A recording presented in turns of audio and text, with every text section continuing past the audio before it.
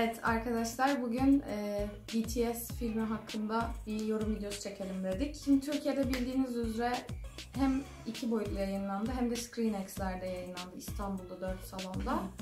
Biz Ezgi ile ikisini de deneyimleme şansımız oldu. Suda da ben sadece ScreenX'e gittim ama 2D'yi de denemek istiyorum. Önceki sefer Burn the Stage filmi için zaten anket yapılmıştı ama sanırım yetiştiremediler Türkiye için. Ama bu film için tam böyle hani diğer ülkelerle aynı anda çıktı. Sonunda biz de izleyebildik sinema salonunda. Gerçekten çok güzeldi. Film hakkında konuşalım. İkisini karşılaştıralım biz mesela. Önce ScreenX'ten bahsedelim olmadı. Tamam, ScreenX'ten bahsedelim. Ya bence bir kere kenarlarda da zaten görüntünün olması gerçekten hani kendini konserdeymişsin gibi hissettiriyordu biraz. Çünkü hani sinema salonu izlerken sadece önde ekran ve kenarlar karanlık olduğu zaman böyle filmin içine çok giremiyorsun gibi oluyor. Ama bunda bir de konser videosu olmasından kaynaklı. Bir de zaten salonlar full doluydu. Böyle kalabalık ortam, yüksek ses vesaire böyle kenarlarda görüntüler falan gerçekten konserdeymişsin hissi veriyordu yani. O yüzden bence mükemmeldi ScreenX'te izlemek. Bence de. Bir hani eksik demeyeyim de şey olsun. Anladınız siz. Hani ayrı ayrı takip etmen gerekiyor. Hani orada başka bir video varken orada bir video var. Hani ona yetişemiyordun biraz. Aynen. Hani mesela, iki kere gitmek gerekiyor mesela. Aynen bence de. Ya ortada mesela daha uzaktan bir çekim varken işte ortadaki üyeyle harmonize olan diğer 2 üye yanlarda böyle yakından çekilmiş. İkisine de bakmak istiyorsun mesela, hangisine baksam falan diye kafanı çeviriyorsun. O yüzden ScreenX'e eğer gidilecekse başka filmler için de kesinlikle en arka ortadan alınması lazım bence. Biz öyle yaptık.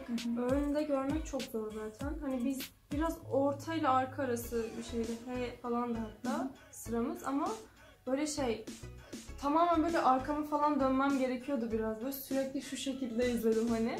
O yüzden cidden arkadaki koltuklar bence hani en iyi şekilde olacak. Biz de arkadaydık. Gayet böyleydi.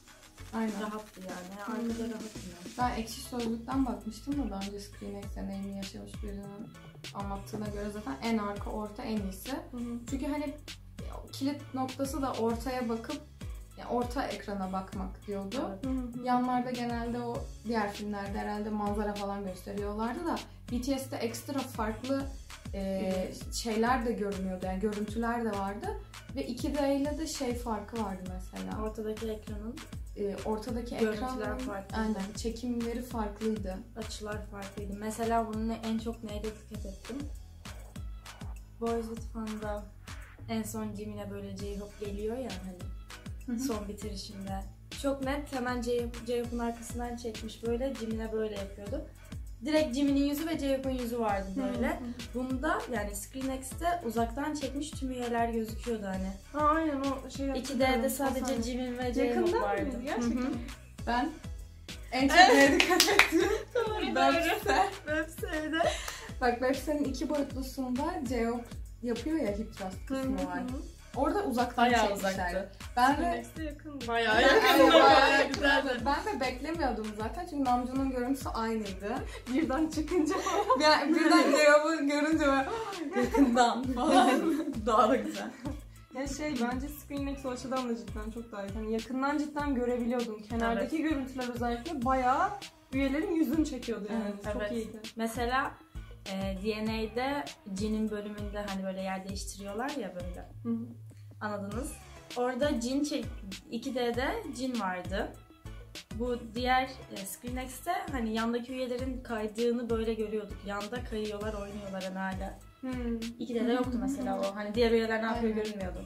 Ya biz düşünmüştük çünkü normalde 2D'de 3 ekranın orta ekranını yansıtacaklar diye düşünmüştük ama farklı çekimlere koymuşlar yani 2D içinde ScreenX içinde farklı şeyler düşünmüşler. Bence en mantıklısı böyle zaten yoksa diğer türlü çok fazla şey kaçardı. Aynen. Ben filmi çok beğendim.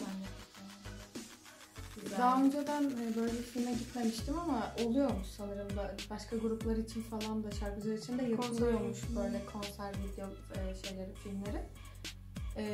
Bence çok güzel bir deneyimdi yani. Yani gidemeyenler için en azından küçük bir hediye gibi bir şey oluyor aslında. Aynen. Konsere gidemeyenler. Aynen. Konsere gidemeyenler için. Ve hani ne bileyim o ortamda bulununca ben açıkçası kesinlikle konsere gitmeliyim dedim yani. Ya Orada bulunmak istedim yani. Aynen, iki boyutlu da onu çok hissetmedim. Ha, ben Hatta de onu Ezgi'ye de diyecektim dedim tam. ki konserle kesinlikle aynı değil verdiği hissiyat. Ama ScreenX'te yine onu şey Evet. yapıyorsun. Daha bir yakın oluyor gerçeğine. İki de hani normal YouTube'dan video izliyor gibiydi. Aynen değil mi? Öyleydi yani. Aynen. Ya mesela ben izlerken açıkçası çok fazla yerimde duramadım. Böyle şeyle zıplayıp şarkıyı söyleyesim geldi. Çünkü gerçekten konserdeymişsin gibi hissediyorsun ve hani gerçekten böyle sakin bir şekilde oturabilenleri içimden tebrik ettim. Çünkü gerçekten çok böyle ben bayağı heyecanlandım. Benim açıkçası konser filminden anladığım şey şu, yapılması gereken şey bu sinema. Hani ışıkların açılmaması lazım. Hani herhangi bir flash, çünkü yani ekranın görüntüsüne etkiliyor. Evet. Aynen. Rengini emiyor, ışığını emiyor. Bir o, bir de bağırarak söylememek, ayağa kalkmamak yani. Ama onun haricinde kendi için hani sandalyende dans edebilirsin veya Tamam. sessizce söyleyebilirsin. Bunda bir şey yok. Yani o kadar da etkilemez yani. Yani. Yok şeyi, aynen. sesi. Ama konserle farkını söyleyeyim. Konserde gerçekten ayakta böyle bir insanlarla cebelleştiğim için hani görme konusunda çok şey kaçırdığımı fark ettim. Mesela Jimin'in performansı inanılmaz yani. Özellikle ScreenX'te izlediğimde bütün dans hareketleri o kadar net, o kadar güzel çekilmiş ki yani konserde onu o kadar net görmenin imkanı yok. Gerçek hayatta görsem bile yani çok uzakta kalıyor mesela. Hani Çünkü bir direkt sahnenin içinde falan olman lazım o kadar iyi görebilmen için. Ya sizin zaten hani gittiğiniz sahnenin şeklini falan görmüştüm. Hani bir en arkada ana sahne var, bir de önde var ve arada çok fazla kişi var. Hani en ortada olsan bile yine hani uzak oluyorsun illaki sahneye ve ikisini de çok iyi bir şekilde görmen imkansız oluyor. O yüzden sanırım gerçekten hani film bu açıdan çok iyi. Hani kaçırdığın şeyler. Aynen. Kore'de de zaten yani Kore'nin sahnesi daha da büyük. Aynen. Ve yani insanlar Bayağı büyük. çok daha uzaktan izliyor insanlar. Bence yani benim gördüğümden daha azını görüyor yani Kore'deki Ya bir hayvanlar. de Çok büyük oturuyordu hepsi mesela. O da evet. çok dikkatimi çekti. Hepsi oturuyor ve hani oturarak nasıl görebilirsin ki o kadar diye de Ama düşündüm zorunlu yani. biliyor musun? Festivallerde de onun Japonya'daki Japonya'da da oturmak zorunda. Ben Türklerimi konuşturdum birazcık. Dedim ki ön sahneye geldi işte gittiğim kişi. Harry. İsimler Harry. Sandalye üstüne çıkayım dedim. Ama benden gaza geldi. Bizim o bölümdeki herkes ayağa kalktı sandalyenin üstüne. Hadi ya. Ben büyük bir Türk'üm. Bir akım başlattı. Güvenlik geldi beni indirdi. Herkes indi sonra yine. Türklerimizi her zaman konuşturuyoruz. Ama cidden Ama heyecanlandım. Ya bir de hani o da değil hani görmeyi geçtim yine insan o kadar çok böyle coşkulu heyecanlı hisseder ki nasıl oturabilirsin Evet bir de ki? sadece böyleler. Aynen böyle. Ben O orada tabii birden var. kendimi yırtmıştım. Ama konser filminde de sürekli ayağa kalkın, alkışlayın falan Ama diye 3 üyeler ya da 4 kere falan oldu mesela o. Ayağa kalkın falan oldu. Aynen. Yani. Ama normalde yasak gerçekten. Evet. Ben festivale gittiğimde Kore'de oturmalı ve kesinlikle ne başka mesela atıyorum kalktı daha yakındaki biri. Oraya geçmene izin vermiyor, ayağa kalkmana izin vermiyor, hiçbir şey vermiyor. Bayağı. Japonya'da öyle. Üyeler öyle deyince bir de sinema salonundaki insanları da böyle bir gaza getiriyorlar aslında. Biz de kalkıp yanında dans eden oldu. Aynen. Ama mesela en arkadan almış. Aynen, biletini, en yanında arkada. dans ediyor. Bir de köşedeydi. Aynen. Rahattı. Aynen. İyiydi. Bir de şeyler vardı mesela bazı fan sayfaları gelip bir şeyler falan dağıtıyordu. O da çok hoşuma gitti. Evet. Açıkçası. Hani bayağı uğraşmışlar ve hani bayağı her seansa girenler falan da varmış. İşte mor bileklik falan böyle kuteli şeklinde ya da ne bileyim fotokart falan dağıtanlar vardı. Bence o da tatlıydı yani. Bence de Samimi bir güzeldi. ortam oluşturuyordu yani. Bayağı hoşuma gitti o da mesela. Hani bir de sadece büyük yerlerde de değil, küçük yerlerde de herkes Aynen. hani yapmış yani. Bayağı çabalayan Evet. var yani. Umarım BTS bunu fark ederler. Gerçekten çünkü salonlar çok doluydu yani. Evet full. İlk cumartesi günü fulldü yani salonlar. Bizimki de bir tane boş Seansa yer gitmişti. yoktu.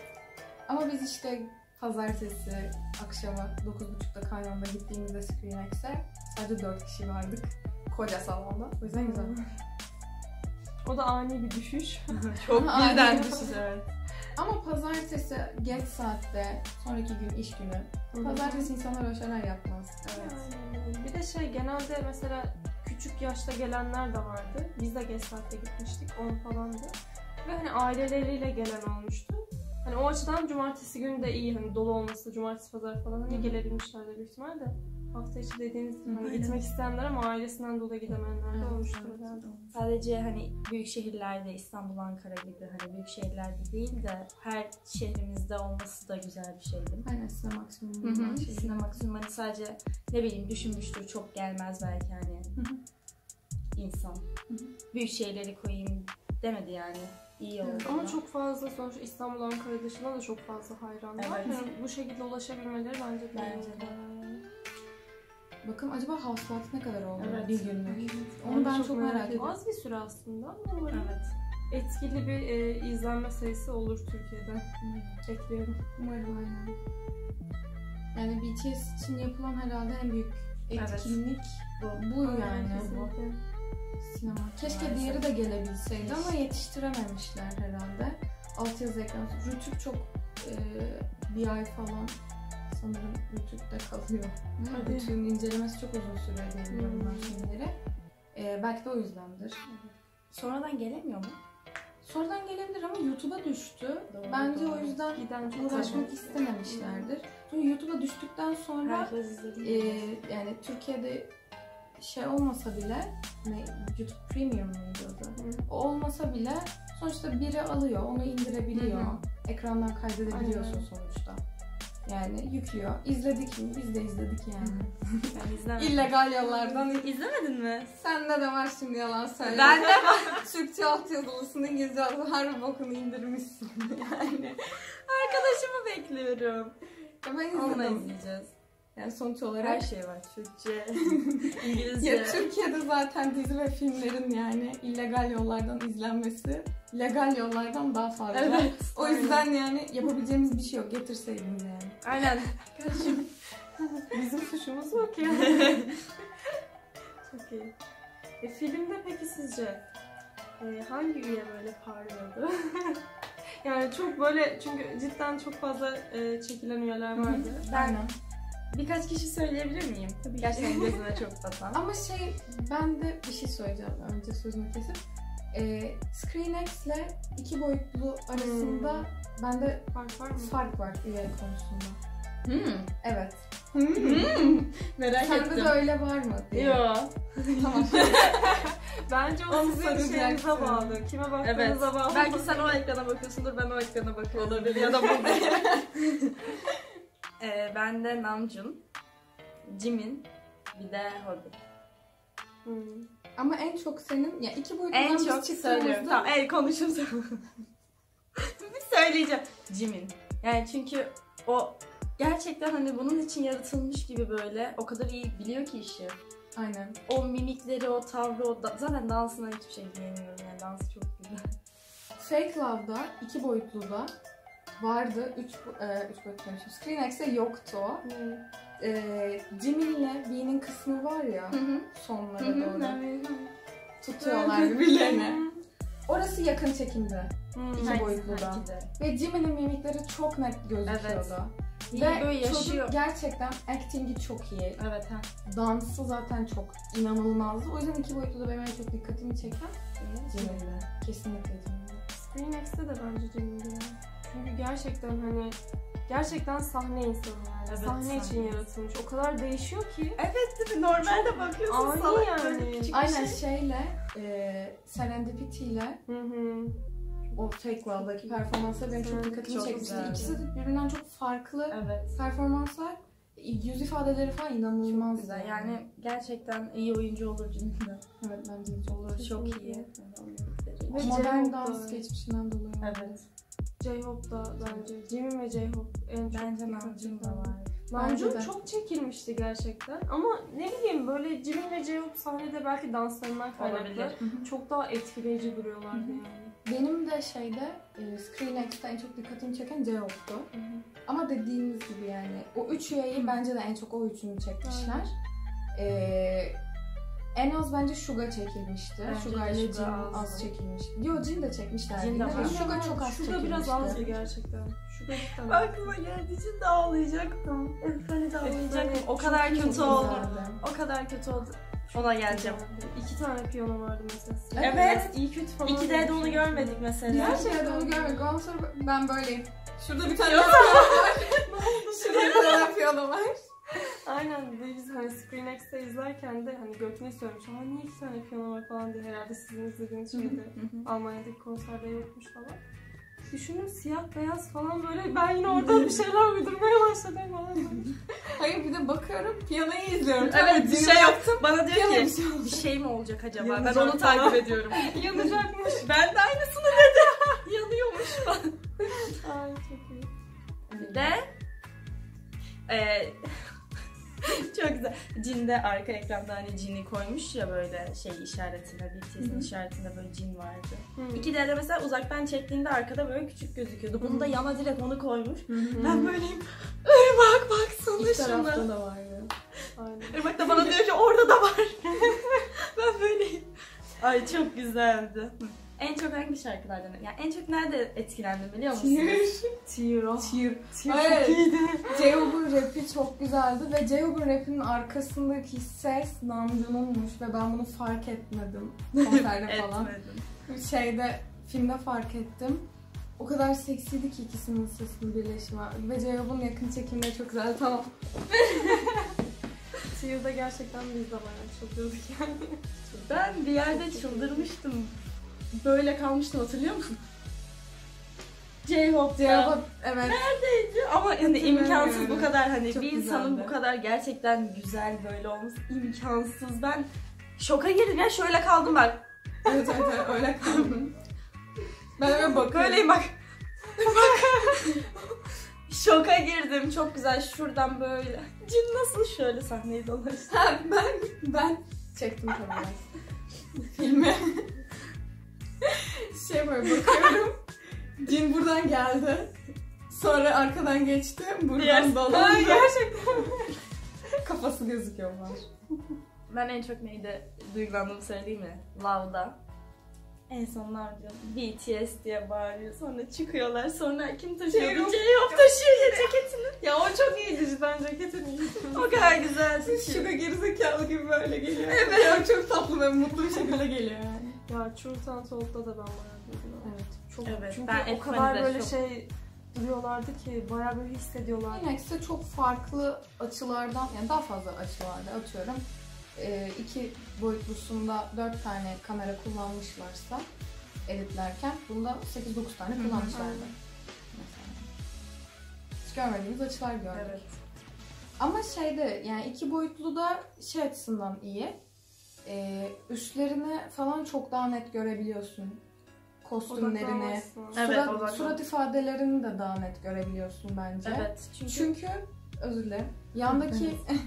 Yandaki görüntülerde yakından çekmişler ya daha çok genel olarak. Uzak olur. Yandakiler ekran değil. Belki Türkiye'de öyledir, Kore'de değildir bilmiyorum ama duvara projeksiyonla yansıtılmış görüntüler. Kalitesi o kadar yüksek değil lütfen. Ama önünde gördüğünde daha net görüyorsun. Ama güzel ya böyle şeyler olması. Aynen, bence de iyiydi. Yani başlangıç diyelim. Son olmasın. Son Son olmasın. olmamasını umuyoruz. Umarım gerçekten konsere de gelirler de bunu da bir canlı Umarım. bir şekilde Evet. yaşayabiliriz. O deneyim de önemli yani. Aynen. Farklı bir deneyim ama çok daha yani farklı, ikisi de birbirinden. Öyledir tabii de hani bu... İyi veya kötü diye demiyorum. İkisi de farklı deneyimler diyorum. Evet ama yani bir canlı görmek var içine. Tabii canım, tabii. Yani filmi izledikten sonra özellikle Screenx'te falan hani şey dedim yani kesinlikle gitmeliyim. Yani kesinlikle bunu yaşamalıyım dedim yani. Ben de zaten birkaç gündür çıldırıyorum yani BTS konusunda. Abi biz çıldırdık, ne Eve yaptık? gittim ben sürekli şarkıları falan tekrar Evet, Biz gaza geldik Irmak'la. Gittik Hua Yang Yongwa Note 1'i aldık İngilizcesine, sipariş verdik. Verdik Sonra dedik ki kendimize niye bir tane fotobook yapmıyoruz ki? Fotobook satın alacaktık. Sonra dedik ki fiyatlar 300 falan hani. Evet, Türkiye'ye dedik ki biz getirmesi. buna özel Artık içiden. kârla çıkarız aynen. Ben bunu yaparım. Ben Photoshop'ta hallederim her şeyi kardeşim. O zaman artık videoyu sonlandıralım. Bizi izlediğiniz için çok teşekkür ederiz. Beğenmeyi, Abone olmayı, Yorum yapmayı unutmayın. Instagram. Twitter. Ve Facebook sayfalarımızdan da bizi takip edebilirsiniz. O zaman bir sonraki videoda görüşmek üzere. Hoşçakalın. Hoşçakalın.